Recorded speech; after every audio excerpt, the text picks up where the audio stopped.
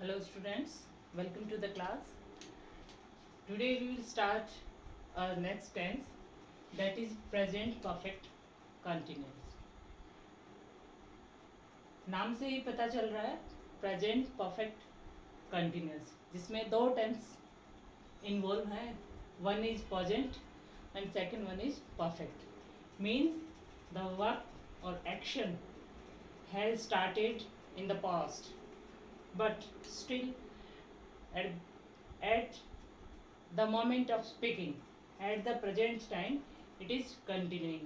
Means जो action है, जो work है, वो past में किसी समय पे शुरू हुआ है but still it is continuing. अभी भी वो work continue है, progress में है. So we can call it present perfect progressive also. इसको हम present perfect progressive tense भी बोल सकते हैं. इसमें जो एक्शन है वो पास्ट में शुरू होता है but still it is in progress, it is ongoing. अगर इसका हम देखें कि इस सेंटेंस का जो यूज है वो एक ऐसे वर्ब को डिस्क्राइब करने के लिए किया जाता है जो पास्ट में शुरू हुआ था बट स्टिल गोइंग ऑन, अभी तक चल रहा है, कुछ समय से चल रहा है. इसकी जो खास पहचान ये होती है कि इसमें कंटिन्यूस और परफेक्ट दोनों मिले हुए. दोनों से डिफरेंट चीज क्या है? डिफरेंट चीज ये है कि इसमें टाइम साथ में जुड़ा रहता है. क्या? टाइम साथ में जुड़ा रहता है. टाइम डेफिनेट भी हो सकता है और इनडेफिनेट भी हो सकता है. कोई प्रॉपर पॉइंट ऑफ टाइम भी हो सकता है या फिर एक टाइम ड्यूरेशन भी हो सकता है. तो इस टेंस की जो मेन जो ये अपने आप को परफेक्ट और कंटिन्यूस से जब इनडिफरेंट कैसे करता है अपने आप को वहां से, तो वहां से ये टाइम के बेस पे इसकी जो खास जो पहचान है अपने आप को इन दोनों से अलग कैसे साबित करता है कि time is also added in the tense. इस टेंस में टाइम और साथ में जुड़ा रहता है कि जैसे वह 5 साल से जयपुर में रह रहा है, मैं 2 साल से आपको पढ़ा रही हूँ, वह 5 साल से इसी विद्यालय में पढ़ रहा है. मतलब 5 साल से, पिछले 5 साल से पढ़ रहा है. तो वो क्या है? 5 साल कौन से हैं पता नहीं है, इनडेफिनेट टाइम है. टाइम का ड्यूरेशन तो दिया बट डेफिनेट नहीं है कि कौन सा टाइम. अगर इसी सेंटेंस को हम कहेंगे I am teaching you since 2018, कि मैं आपको 2018 से पढ़ा रही हूँ, then this is definite time, this is a point of time. So this is the main thing in this tense. Let's see the example. He is laying on the floor, कि वो floor पे लेटा हुआ है. ये कौन सा tense है? This is present continuous. This is present continuous. But अगर इसी टेंस को हम परफेक्ट के साथ ऐड करें, तो परफेक्ट के साथ ऐड करेंगे तो he has lain here for 3 hours. वह यहाँ पे 3 घंटे से लेटा हुआ है. तो ये क्या हो गया? Present perfect continuous. इसमें कंटिन्यूअस भी हो गया आईएनजी फॉर्म और परफेक्ट भी हैज हो गया है. ठीक है, तो हैज भी आया और आईएनजी भी आया, दोनों एक साथ आए. तो हैज तो परफेक्ट में भी आया था, परफेक्ट में भी आया था ना. तो परफेक्ट में और इसमें इसका जो डिफरेंस है वो क्यों नहीं दिख रहा? डिफरेंट अपने आप को करता है. परफेक्ट का हैज आ गया, कंटिन्यूअस का आईएनजी फॉर्म आ गया. फिर इसका क्या आया? तो इसका क्या आता है? Has plus been. Has been और हैव बीन है, वो इस टेंस की मेन पहचान है. मेन जो रिकग्निशन है वो क्या है? हैज बीन और हैव बीन. तो ये जो टेंस है, ये जो सेंटेंस यहाँ पे दिया ही हैज लेइंग, तो हैज की जगह पे क्या आएगा?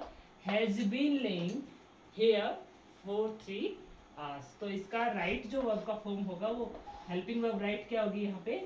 Has been. Let's see the structure of this tense. तो ये स्ट्रक्चर है प्रेजेंट परफेक्ट कंटिन्यूअस का. खूब लंबा लंबा सारा है, देखिए इसको. Subject plus helping verb. Helping verb क्या बताई मैंने इसकी, हैज बीन और हैव बीन, दोनों में से कोई एक हम यूज करेंगे। हैज बीन और हैव बीन इसके हेल्पिंग वर्ब है। Then main verb, main verb क्या है इसकी, बी फर्स्ट प्लस आईएनजी, जिसको हम प्रेजेंट पार्टिसिपल भी बोलते हैं। देन ऑब्जेक्ट, और ऑब्जेक्ट के बाद सिंस और फॉर, दोनों में से कोई एक हम यूज करेंगे, और उसके बाद time. Let's see the example. Rohan has been studying in a school for 5 years। Rohan has been studying in a school for 5 years। Rohan है वो हमारे स्कूल में 5 साल से पढ़ रहा है। तो यहाँ पे हेल्पिंग वर्ब हैज बीन किसके साथ यूज करी है, रोहन के साथ। रोहन क्या है, singular number third person. Singular number third person के साथ कौन सी हेल्पिंग वर्ब यूज करेंगे, हैज बीन। हैज बीन कहाँ, सिंगुलर नंबर थर्ड पर्सन, और रिमेनिंग के साथ हैव यूज करेंगे। रिमेनिंग के साथ हैव यूज करेंगे, have been. Okay, then be first plus ING, जिसको हम प्रेजेंट पार्टिसिपल भी बोलते हैं। इन और school, this is object, and 4-5 years, this is time. Okay, let's see the examples. I have been waiting here for 2 years and he has been living in Jaipur since 2018. What is the difference in these sentence? One is have been or has been. Second one is since 2018 or for 2 years. Okay, I have been.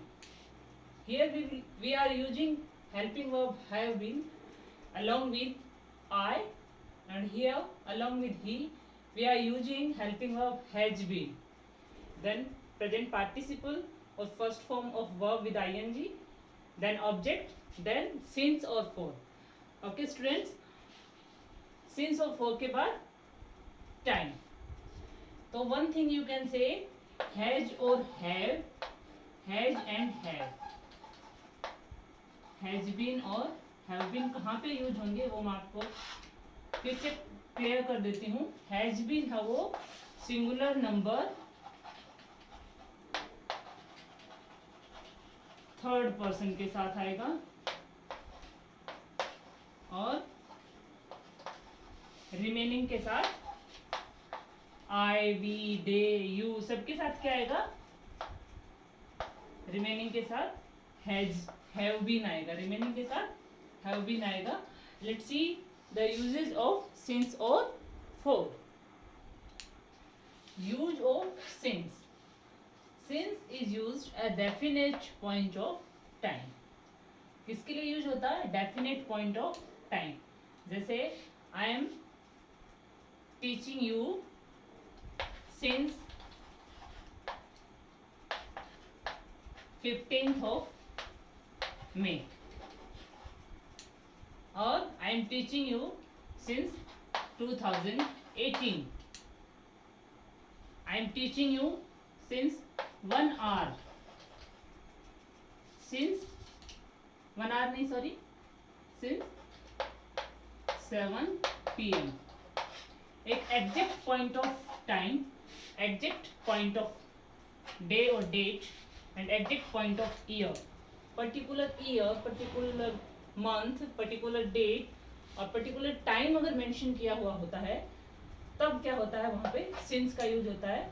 But some time indefinite time दिया होता है, जैसे I am teaching you since 1 month और 2 months, since 2 years और 3 years, 4 hours, since 4 hours और since 5 hours, that is time duration। कौन से 4 hour है वो, 4 hours तो है, एक टाइम तो हमें दिया है, लेकिन वो टाइम ड्यूरेशन दिया है, लेकिन उसका हमें प्रॉपर नहीं पता है, डेफिनेट नहीं पता है कि 4 hour कौन से हैं, 2 बजे से 6 बजे वाले या 6 बजे से 10 बजे वाले। Okay, then we will use for. Same at the time I am teaching you for 2 hours, but here I am writing I am teaching you since 7 p.m. Okay, now clear the use of since or for. Since is used for definite point of time and for is used for indefinite point of time. जब हमें किसी particular time का एक point नहीं दिया हुआ हो, indefinite time हमें दिया हुआ, तो हम for का यूज करेंगे और डेफिनेट पॉइंट के लिए since का यूज करेंगे. Let's see two more examples. He has been playing since 6 p.m. This is assertive sentence. And the structure of assertive is subject plus helping verb plus we first ing form. You can say present participle. Then इसमें object नहीं है. अगर object होता है तो object, then since और for, then time. तो ये है असर्टिव का. ये किसका है? Assertive. Now let's see the structure of negative का. Structure of negative. नेगेटिव का स्ट्रक्चर क्या होगा? सब्जेक्ट प्लस हैज नॉट और have not. Has not been और have not been plus V first ing plus object plus since for plus time. So students, this is the structure of negative sentences. It is also too much long. You should write in your notebook. आपको इसको अपनी notebook में लिख लेना ताकि आपको अच्छे से लर्न हो जाए. Subject plus has not been और have not been, V first plus ing plus object plus since plus time. This is the structure of negative sentence. In negative you are looking has been is broken and not is insert between them. Why? In previous video I have told you not is always at the third number. Not is always at the third number. So has been is broken and not is inserted in between them. So the structure of negative sentence is subject plus has not plus been plus we first ing plus object since or for, then time. This is the structure of negative sentences. Let's see two more examples. Has Radha been writing a letter for 2 hours? This is the structure of interrogative. In interrogative, helping verb comes first. Has Radha been writing a letter for 2 hours? And in second sentence, has Radha not been writing a letter for 2 hours? So see the structure of interrogative. Interrogative का structure क्या होगा? Has plus subject plus been plus we first ing form, then object, then since for, and then time plus time, then question mark. This is the structure of interrogative sentence. Has or have plus subject plus been plus we first ing plus object plus since or for plus time, then question mark. This is the structure of interrogative. And see the structure of interrogative. क्या होगा interrogative का structure? Has, have plus subject plus not plus been plus we first ing form plus object plus since 4 plus time, then question mark. This is the structure of interrogative. Has or have plus subject plus not plus been plus we first ing, then object, then since or for, then time, question mark. This is the structure of interrogative. So students, note down the structure of interrogative and interrogative also in your notebook, so that you can practice after the video. Let's see the exercise. This is for you. I am solving the first sentence for you, and remaining 4 you will solve in your notebook. First one I am solving here. They dash since 7 a.m. play. You have to write the form of play. तो सबसे पहले हमें ये देखना है कि यहाँ पे हेल्पिंग वर्ब और मेन वर्ब दोनों हमें भरनी है. हेल्पिंग वर्ब भी नहीं दी हुई है, तो दे के साथ हेल्पिंग वर्ब क्या आएगी? Have. They have been. They have been. Then playing since 7 a.m. They have been playing since 7 a.m.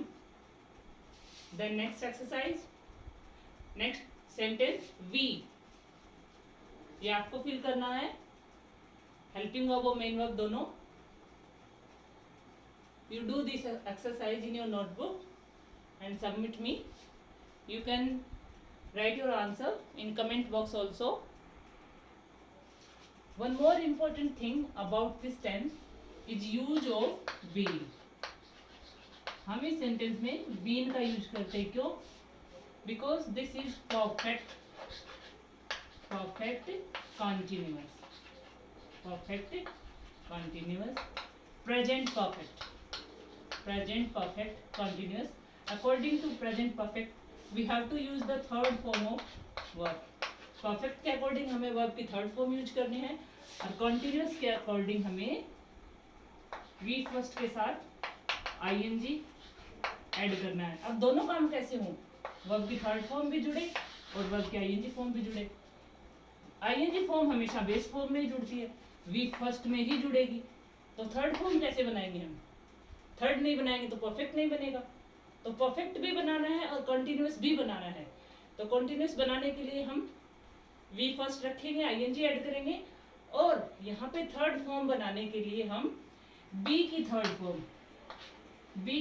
Form been helping verb has और हैव के साथ, हेल्पिंग वर्ब जो हैज और हैव है उसके साथ क्या ऐड करेंगे? बी की थर्ड फॉर्म बीन यूज कर देंगे, ताकि वर्ब की थर्ड फॉर्म भी बन जाएगी और हमारा आईएनजी फॉर्म भी रह जाएगा. बीन है वो बी की थर्ड फॉर्म है. बी की 3 फॉर्म होती है, बी वर्ब बी.